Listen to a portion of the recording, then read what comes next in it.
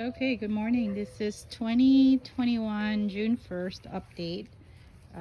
Lots of things going on. We've been having heavy rains and um, grass is really sloppy wet, but some plants have died, but some are coming back up. So garden is shaping up to be a different look again this year. As I mentioned before, every season it's a different look. I have certain plants that are mainstays like these, the taro or the elephant ears and the spider lily, but I have several wildflowers that changes throughout the year.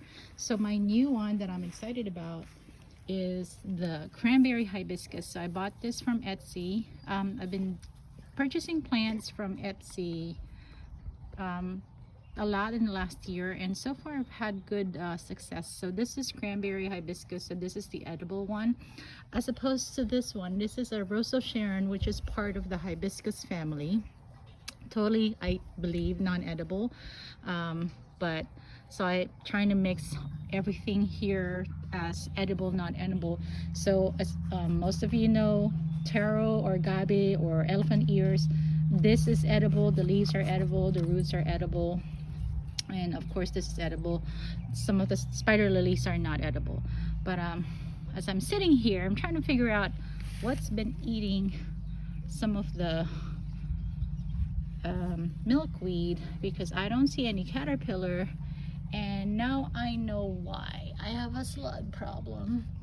I'm just gonna, he's trying to stretch out. He's so cute, look. He's trying to stretch from one leaf to another. Oh, it broke off, and now he's done stretching. Look it. I'm fine. I'm gonna leave him alone. He's doing damage, but it's not extreme. The birds are probably gonna get him at some point. Okay, so I have these are button flowers. I keep wanting to call them Benjamin Button, like the movie, but they're not. They're button flowers. They're wildflowers. So as you can see, this is getting towards the end of its life cycle. I typically allow plants to seed, to just bolt and seed and kind of dry out on the spot, because I like to collect the seeds. So if I kind of squish it here, you can see that there are some seeds here, and I just throw them on the ground so they propagate, so they'll come up again next year. Plus, seeding and allowing plants to bolt like this gives birds and other wildlife that comes through here food, so I like to give them some sustenance as they pass through. Okay, so then I have I said as a Mexican gladiola. I always forget. So, but those are mostly free. So for the garden, most of these stuff that I have are plants that I have propagated, were given to me for free, and then I also propagated from seed, and I just kept growing. This one, in fact, is a plant that I propagated from a mother plant that my dad had given me. And so, as any cuttings, it's this plant started out as one branch or one twig, really skinny. So took a few months to root. I put them in the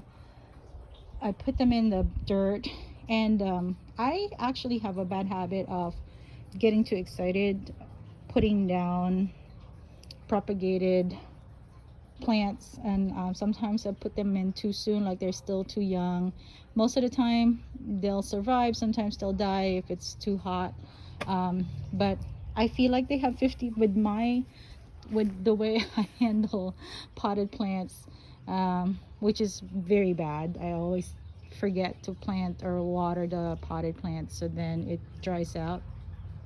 So I figured they have 50-50% chance of surviving. If I put them on the ground, they'll get watered by rain, or because it's heavily mulched, or with the sprinkler, and I don't have to worry about it. So it did well. It's doing really good. And I do have a few more. I'll show you what the propagated tiny plants look like. I have tomatoes, and I see every time. So this is an impromptu class here.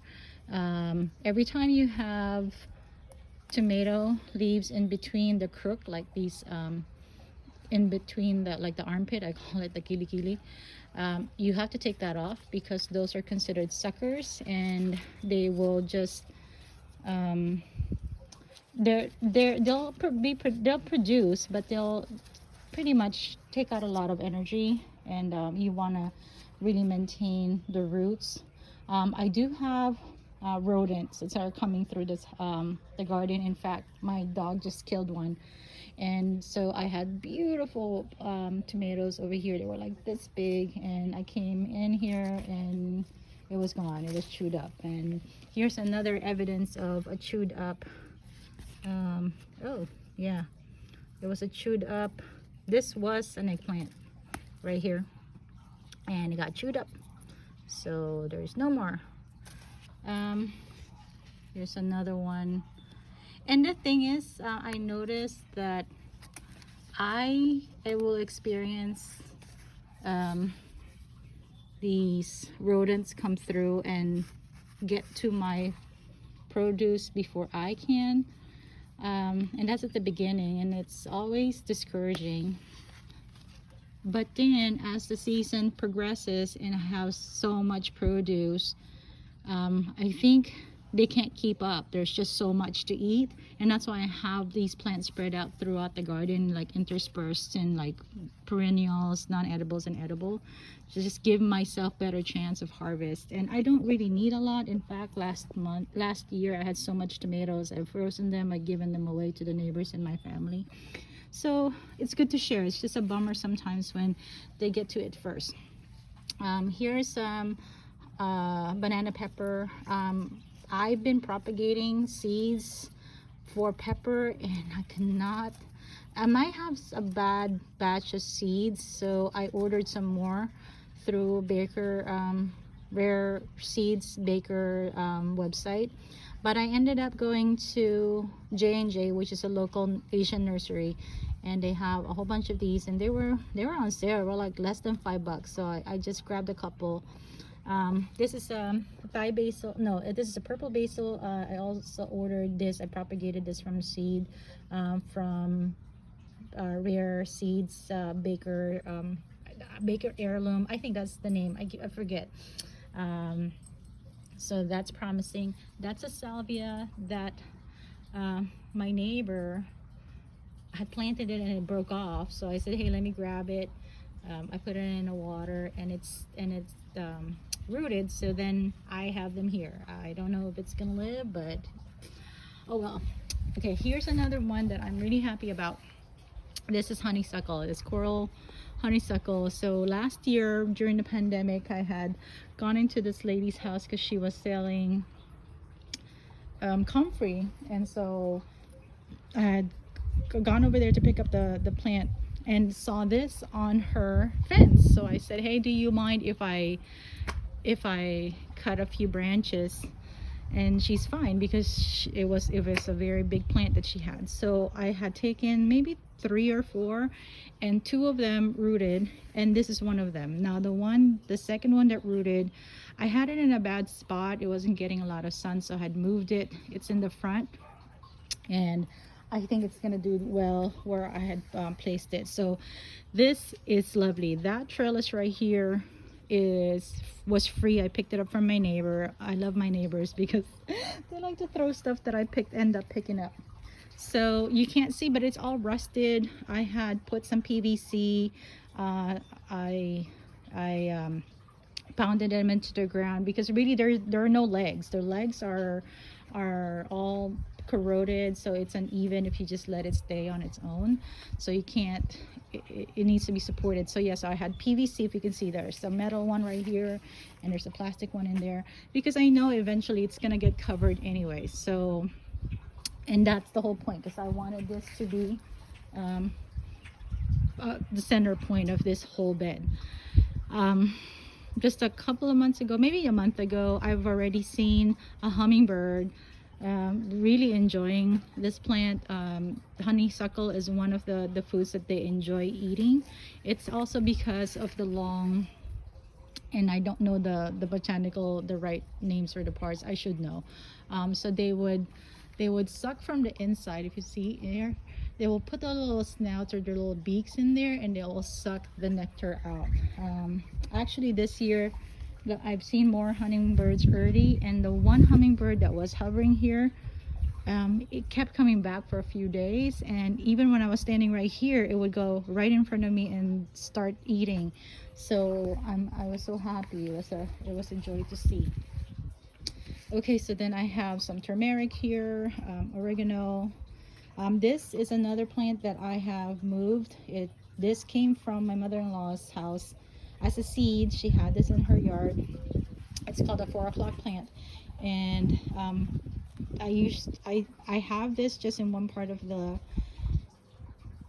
garden, and it would always do not so well, sometimes well, but then when I planted some in a different part of the garden where it was getting not too much sun, but not the hot sun, it did so well, and it was giving me different shades. So this is a hot pink 4 o'clock plant, but I'll show you in a little bit. I have another one that's striped. It's like a peppermint, and it's from the same seed. It's really a testament of how well or how creative these plants can be depending on the growing conditions, because I think the pH of the soil really makes a difference, and that's why you'll see changes in your plants.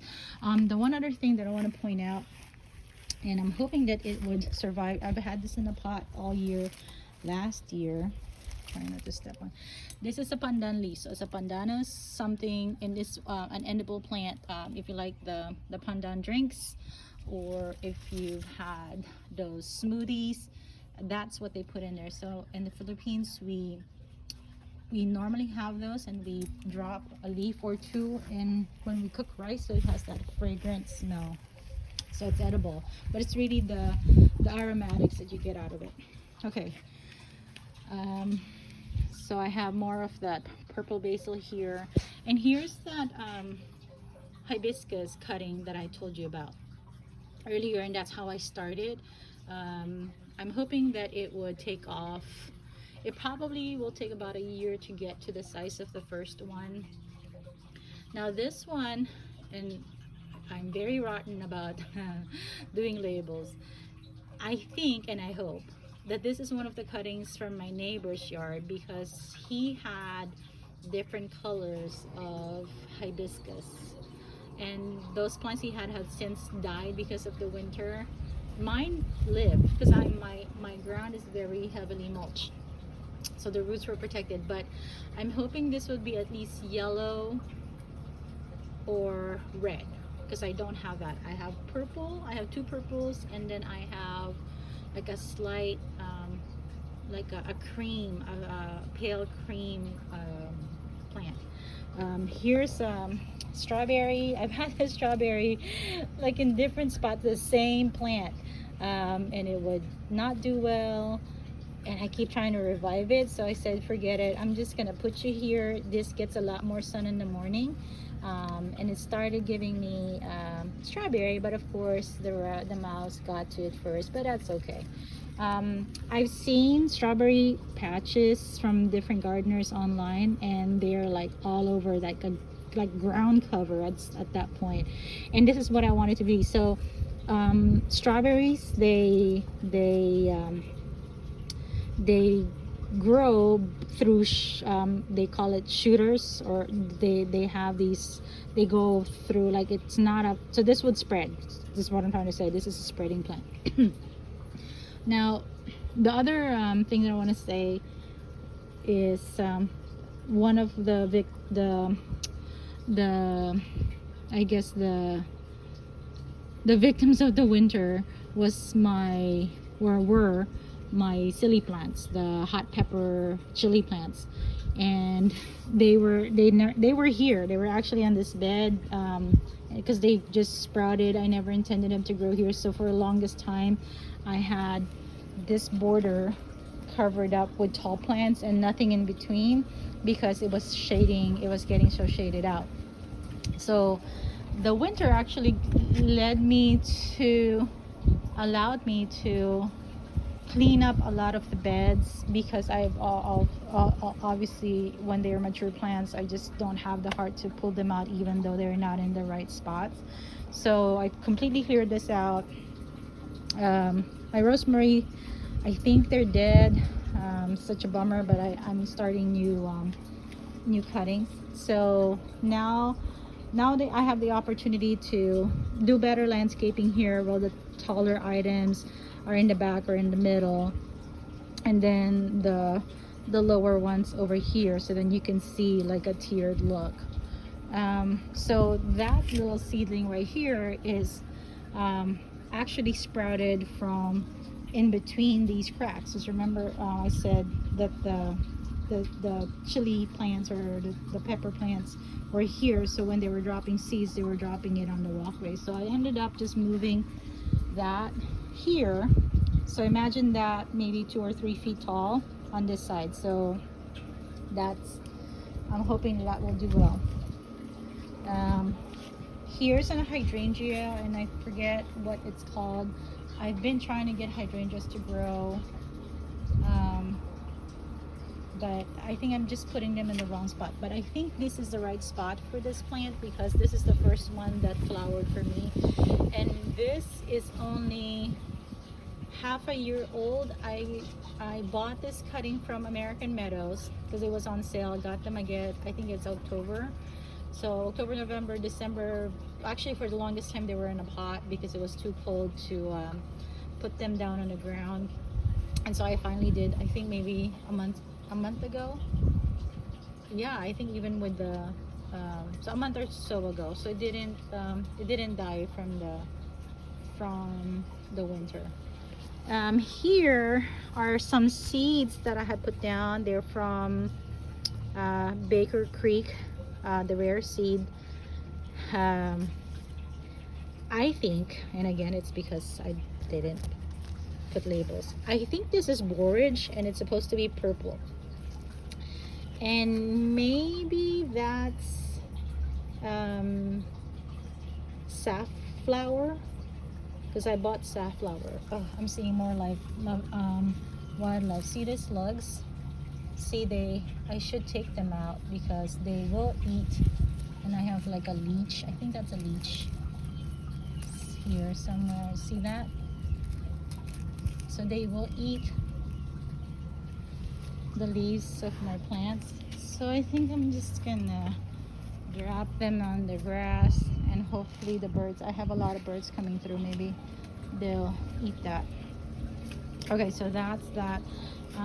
This came out as propagated, well, I don't even know, I remember putting the seeds down. This is black-eyed Susan, or maybe not. It's in the same family as the coneflowers.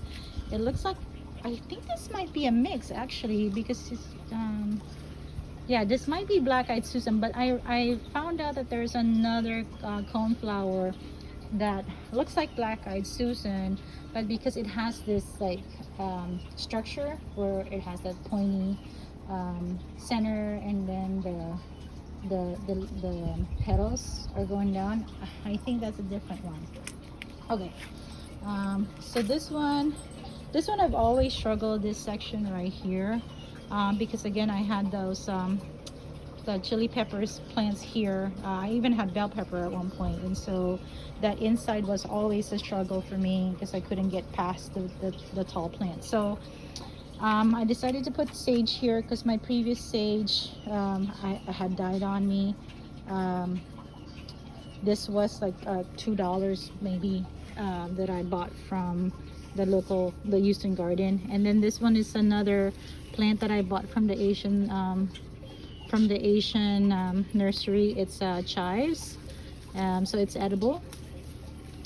I think I may have to put this in a better place because it needs full sun, and if it's starting to get shaded out by this turmeric, I had actually see how this one is kind of cut off.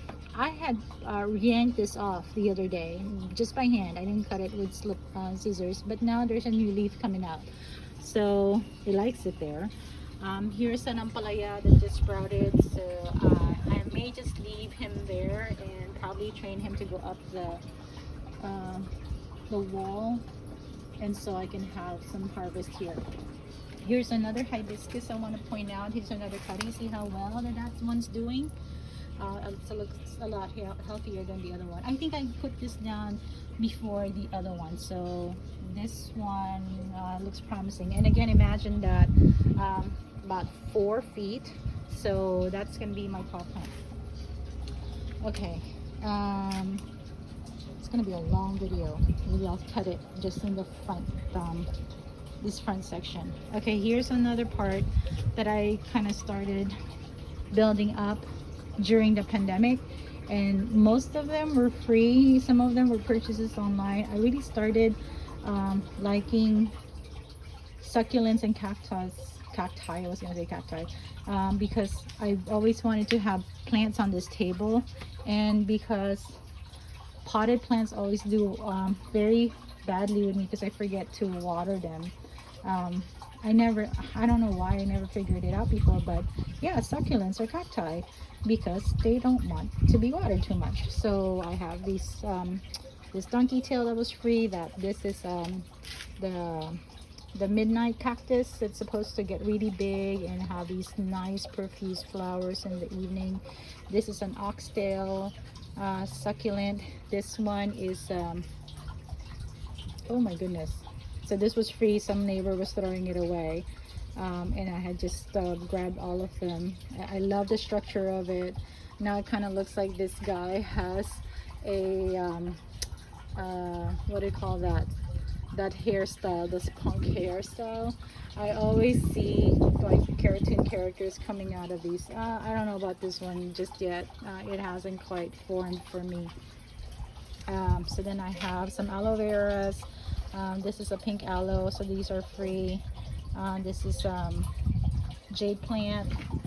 I think I bought these, and then I've had these angels as Christmas decorations, but you know, throughout the years you kind of don't want to switch styles, and they start breaking, so I never had the heart to throw them away, and so I just put them here, and now I have like a, not a fairy garden, but an angel garden, I guess, is what I'll call it. And then here's another decoration. I got this from my mom's house when she passed, so a lot of her Christmas decorations I took with me. Same thing here, this was from my mom's house. This one is very special to me. My best friend from elementary through early high school, before she left for Guam, she had given me this, and in fact she had written something in the back, and it's not there anymore, but yeah, I've been carrying this angel around with me for years. And then my neighbor gave me her little daughter's pearl fake bracelet, so I kind of just put it here. And I don't even know where these odds and end pots and little things are either I repurpose, because this was a mug that my son had bought when he went to a fair, beer fest last year. And then I have some that I, just stuff that I have accumulated throughout the years, that were meant for different purposes. Okay, oh, I want to show you Patrick. So Patrick is one of the cactus that I had inside the house for the longest time. He started out as just this leaf, this cat right here, and then he grew this hand, and it was so cute because first it was like this small, so it looks like he had, like he's waving at you with his little tiny hand, and then it started growing this. I don't know, I may cut this one off because unless he turns out to be like the upper body part, or maybe the head. So you can see like this could be the neck, and this could still be his arm. But yeah, this is Patrick. He was inside the house, but I figured it's summer, he needs summer heat, the summer sense, and that's why he's developing a head slash neck. So we'll see. If it doesn't form out the way I want it, I'll just cut it off. Okay, so here are my attempts for potted plants this year. And again, for the most part, these are plants that can go quite a bit um, without any watering. And they love the humid weather. Some of them are inside plants, like the pothos, the ivy. I have 3 plants in here. I have the ivy. This one is a cutting from a neighbor. It kept dying on me, and I'm like, forget it, I'll just bring it outside, and I think it likes it here. I have this pothos and this heartleaf philodendron that broke off from my big plant. I have snake plant in here. This one is I forget what it's called, but here's another one that I have stuck in there. That's the Monstera Adansonii. So this is the Swiss cheese Monstera. I don't know if it's gonna survive. It's supposed to like humid weather, but I have like a big plant in the house, so that's not a big deal. All right, so this is a palm. This I bought last year. It was inside the house, but I think it likes it better here because it's shooting out a lot more leaves. And then here's a plumeria. So this is a plumeria, and these are cuttings from the same plant, from the one that I have in the front, but I haven't had the best luck with it flowering. And maybe because I hardly fertilize. But you know what, oh my goodness, I think it might be flowering right now or soon. I think, because you see that, I think those are flower buds. Hopefully. I'm actually smarter. I got smarter this year, and I just gave in and said I'm just gonna get organic fertilizer. I was so anti fertilizer before because I'm like trying to be a purist about doing compost that I make myself. But then I realized these are ornamental plants, so it's really not a big deal if I give them fertilizer. And the organic fertilizers that I've been buying anyways are mostly like microbial with fungal elements in there, some natural minerals, so they're not the harmful chemicals. Like this one, for example, I've put some nice dirt, but I need to, there's compost underneath, and so that's why a lot of my pots, they start out like high right here because I put compost underneath, and as the time progresses, it starts breaking down, so then it starts falling down. So I need to lift it up, and I'll put some more compost in there. But here's a cutting that I got from a neighbor, and it's lovely here. It loves it here. There were wildflowers in here at some point, so I need to water them actually. And this is an orange. It's a Meyer lemon. I think it's a Meyer lemon. I think it's a Meyer lemon or some kind of orange that I got from a neighbor. She said that it's not doing anything for her. Yeah, so she's had it for a while. Do I want it? And I'm like, oh, of course I want it. And here's a cute one. One day I was watching this guy. He does a lot of rustic gardening, and I've always struggled with finding the right watering cans. I would buy the plastic ones in the dollar store, or I'll get them from like I don't know, from my neighbor from garage sales, but they're just plastic, right? So I mean, it works, but it doesn't have that rustic feel that I like. So the other day I was driving to church, and mind you, this is the day after I told the Lord, God, hey, I said, Lord, I told myself, and I think God heard me. Well, I know God heard me. I said, ooh, I want one of those rustic cans, because this guy was so cool. He had like rustic approach to gardening. And so I had seen this on the way to church, and they had it out on the curb, and I figured, if they're throwing it out, it must be a hole. So I'll just grab it anyways. If anything, I can put dirt in there and use it as a planter. And so I filled it up with water, and lo and behold, it kept. So there are no holes, but it's just really rusty and cakey. I think they might have some cement here. They put it to good use for sure. I haven't quite decided whether I'm going to do something with regards to the aesthetics. I'm actually leaning in just leaving it alone. I just love that it's rusty, but it's sturdy. Like, it's kind of heavy. It has these handles right here.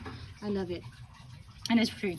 And it was exactly what I wanted. And here's a chimenea that I had bought last year from when I was in quarantine. Some neighbor, well, not a neighbor technically, a few neighborhoods away, maybe 20 miles away, she had posted it, was selling it for 50 bucks. So this is normally like over $100, maybe more, depending on where you buy it. So Andrew and I had hauled this into the truck when we still had the truck, and for the longest time this was covered.